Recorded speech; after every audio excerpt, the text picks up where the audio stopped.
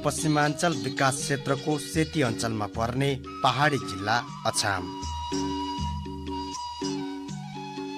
जसको सिमाना पूर्वमा कालीकोट र दैलेख, पश्चिममा डोटी, उत्तरमा बाजुरा र बझाङ पर्दछ भने दक्षिणमा सुर्खेतसँग जोडिएको छ।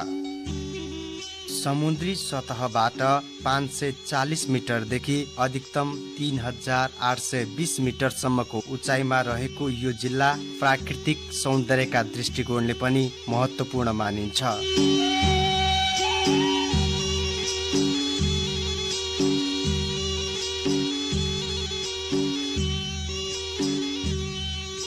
सदरमुकाम मङ्गलसेन समुद्री सतहबाट 1326 मिटर उचाइमा अवस्थित छ।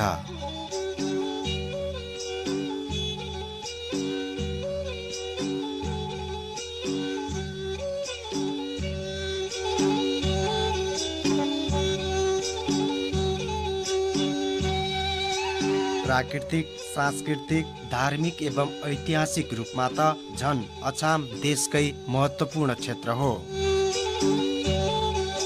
यहाँका विविध संस्कृतिहरू हेर्दा त लाग्छ अछाम संस्कृतिको जननी हो।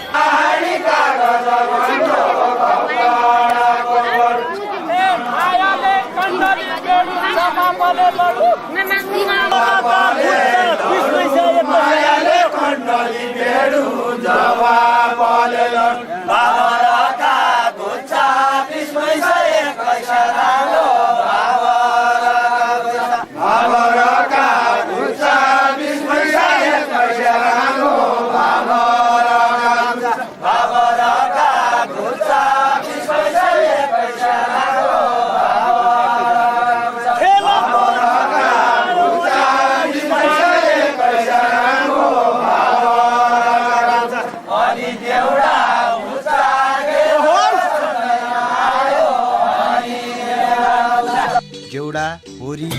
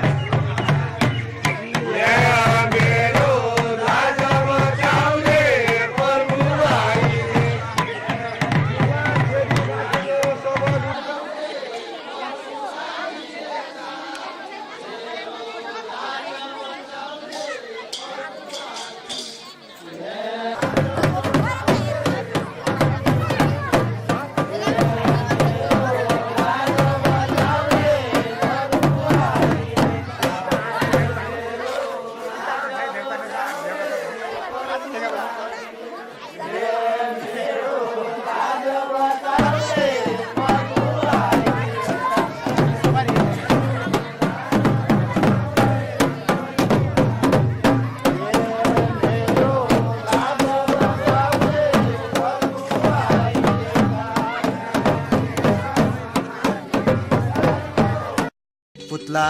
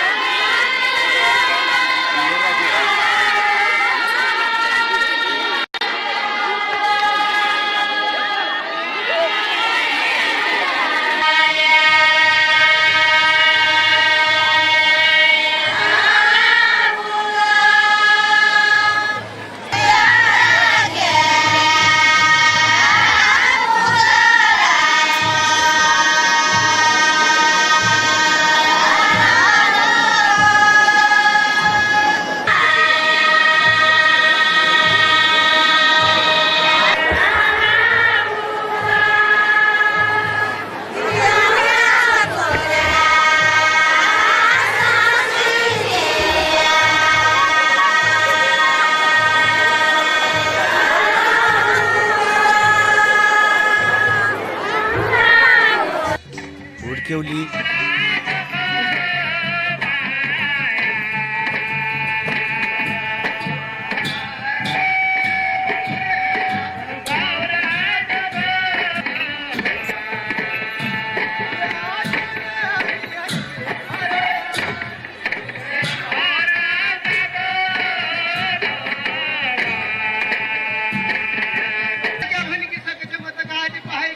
पञ्चे बाजा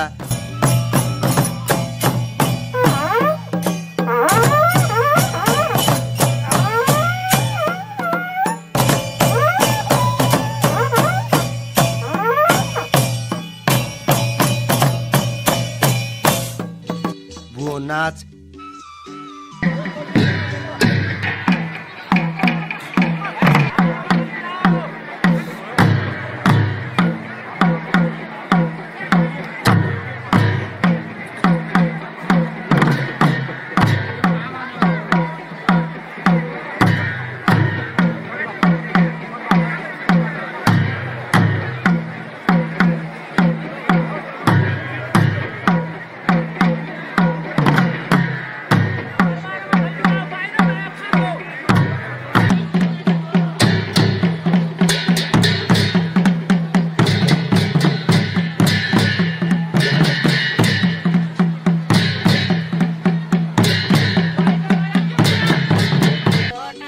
ठाडी भाका जस्ता संस्कृति अछामका गौरव हुन्।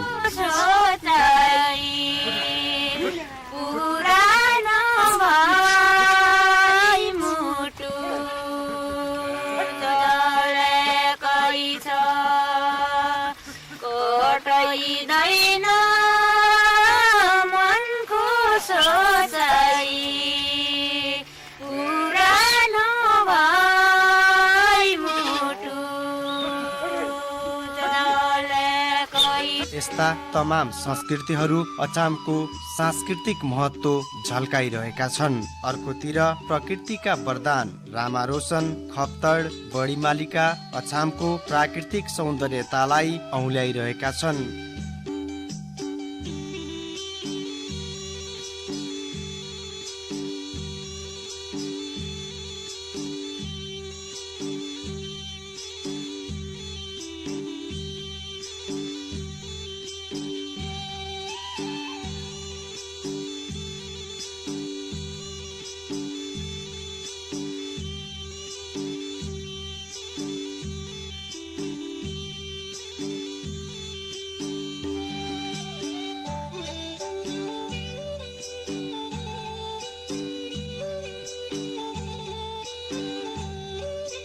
बैजनाथ, बर्दादेवी, बान्नीगढी जस्ता देवभूमिहरू धार्मिक आस्थाका केन्द्रबिन्दु बनेर धार्मिक महत्त्व दर्शाइरहेका छन्।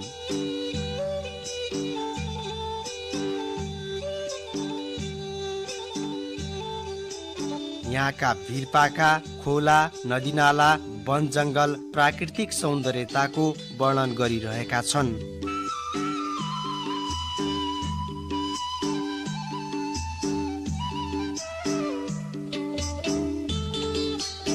अझ लेकाली भेगमा गाई भैँसी, भेडा बाख्रा चराउँदै गरेका दृश्यहरू हेरी हेरी लाग्छन्।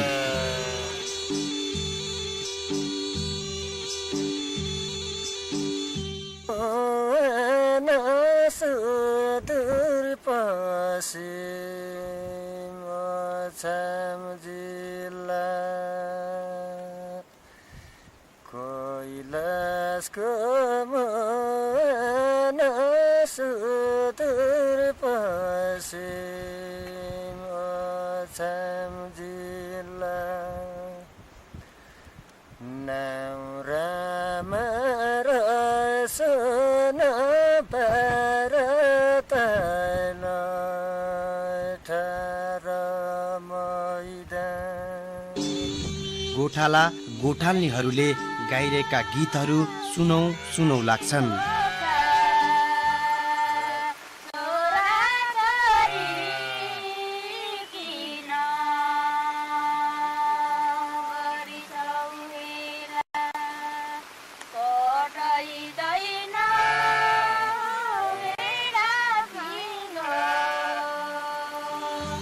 सायद यिनै गीतहरूमा अछामको लोक संस्कृति लुकेको छ।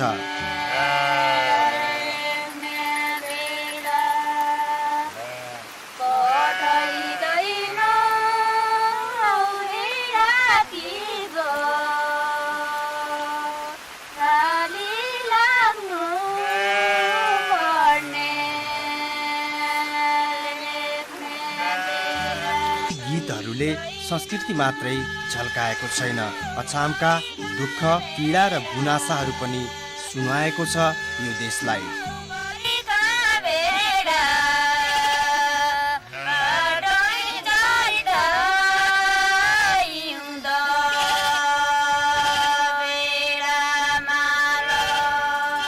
समृद्धि र समुन्नतिका धेरै आधारहरू छन्, तर के गर्नु, सम्भावनाहरू ओझेलमा छन्।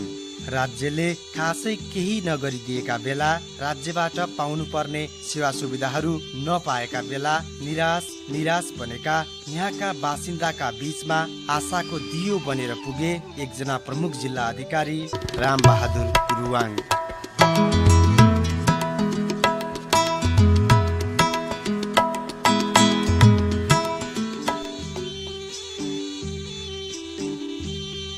हुन त अछाममा अहिलेसम्म धेरै प्रशासकहरू आए गए, तर गुरुवाङ साँच्चीकै अछामका लागि राम बनेर आए। एक कुशल प्रशासक, जनताको सच्चा अभिभावक बनेर आफ्नो भूमिका निभाएर गए। बसाइको छोटो समयमै उनी कहिल्यै नबिर्सिने गुण लगाएर गए। अछाम छोडेर उनी अन्यत्र गए पनि उनले लगाएको गुण, दिन दुखीमाथि देखाएको सद्भाव सायद अछामी जनता कहिल्यै बिर्सिने छैनन्। गरिब निमुखाका आवाज बनेर आएका गुरुवाङले अछामका दूर दराजका बस्तीमा गई नागरिकता मात्रै वितरण गरेनन्, त्यहाँका मानिसले पाएको दुःख र पीडामा आफूलाई पनि समाहित गरे। नियम र कानुनको दायरामा बसेर कसरी जनताको दुःख दूर गर्न सकिन्छ भन्ने उनको मुख्य लक्ष्य रह्यो।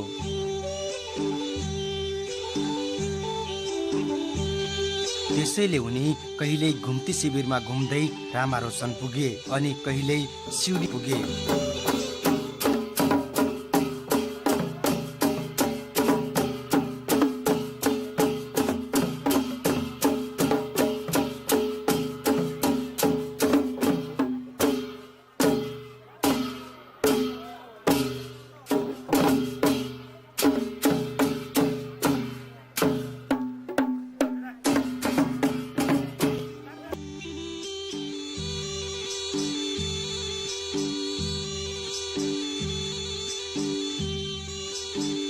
कहिले सोगढ पुगे, कहिले लुम्रा पुगे।